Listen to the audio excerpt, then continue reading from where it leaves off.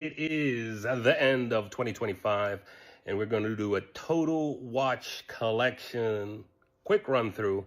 I've showed you my most worn already. Tomorrow I'm going to show you what I'm trying to rock out in 2026, but I'm going to show you what all started it. But yeah, Andy, don't rate this. Alrighty, here's the watch collection in its entirety. Woo! But let's get started with the one that got it all started.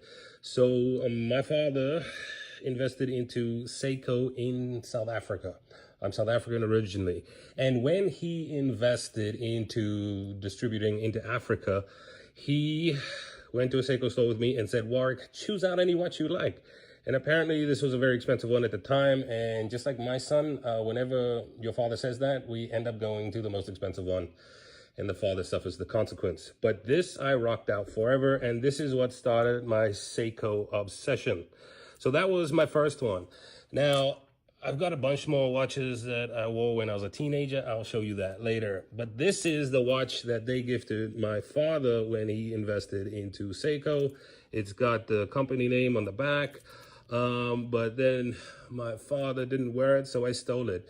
So fun fact is, these two I haven't worn in many, many years. So I found broken ones on eBay so I could get the straps to fit me. So they fit me now. Moving on down the list, I've always wanted, well, I love kinetic. That's what got me into it. This is a quartz, but then I always wanted to stick with kinetic. So all of these are kinetic Seikos. I don't have a moon phase. I figured if I'm going to rock one out, I want a kinetic moon phase. This is an aftermarket bracelet. It actually feels very similar to a Jubilee, but I'm rocking that.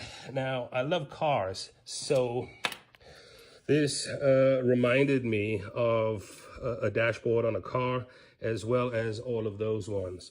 So I don't rock out straps that often.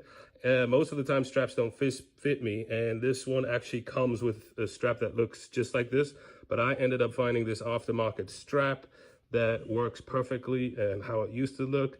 But this is a kinetic Seiko chronograph, a very fugly, for sure, but definitely one for the books. And it was my first open work watch, which I liked. So moving on there, this, I know we don't like the word, some of us don't, big boy watch, but this was my first big boy watch. I traveled a lot. I traveled internationally for about 8 years. I was out of the country many, many times. Or many months. It was 46 months a year. And this was my first big boy watch. And this is what got me started into adult watching, if you will. Moving on there, when we sold our company, I wanted a watch. And I loved how this dial was. I loved how the numerals stick up, they're raised. I love the chronograph, and I ended up picking this up, engraved my name on the back because that was a special occasion in my life, and yeah, sold the business and picked up that. Now, there's no order here, but here's the Breitling Super Ocean.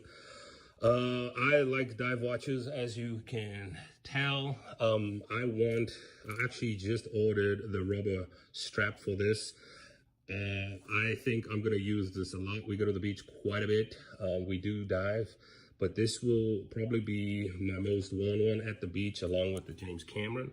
I do want to actually go diving with all of these dive watches. I think most people don't. I think it would be great to get like a shark in the background with the all gold and then the James Cameron. As for the Santos, I wanted the black. I didn't like how easy all the reviews said the shiny bezel scratched. I like black. I almost got the all black, but the all black one doesn't come with the metal bracelet. It only comes with the rubber, and the rubber is too small for me. So luckily I could buy extra links, and this one rocks out. I love the color, I love the look, and it is, you know, unique for everything else. You know, I would say these two square-ish dials. Moving on to Seiko again.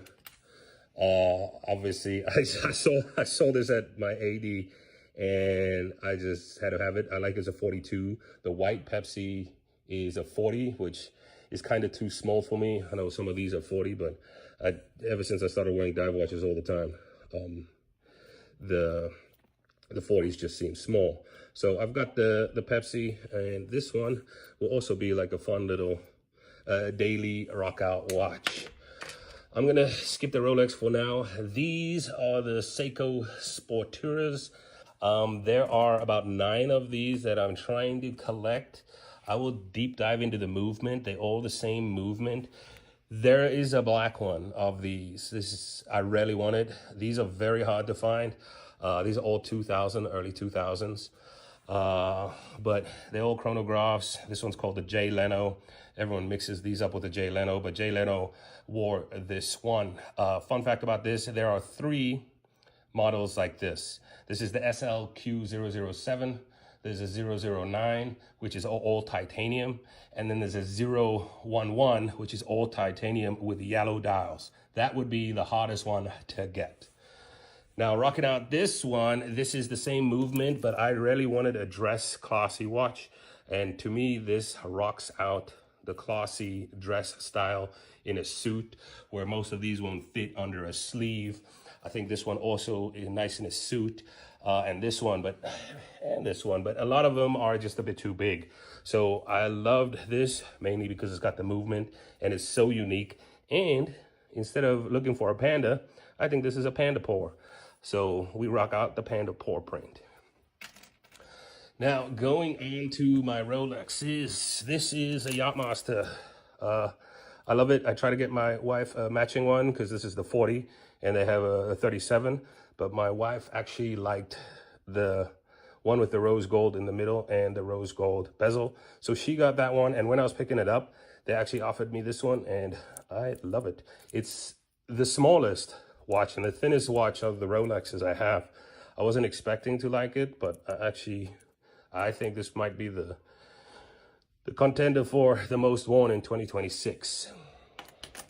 Now, rocking up here, this Garmin is the Phoenix 8. I'm going to be wearing that. Basically, I swim a lot, so I'm going to be wearing that in the morning when I go swimming or at night when I'm swimming, just so I can track my swims. And then I'm going to switch to one of my watches. So this will probably be the most worn consistently.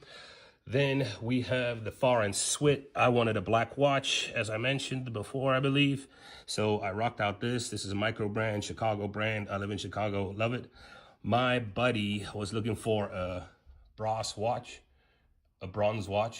and that's how I found this. I love the green. I'm not a green guy, but the green actually works perfectly. A heavy, heavy, heavy, hefty watch, and it's big, so I love it.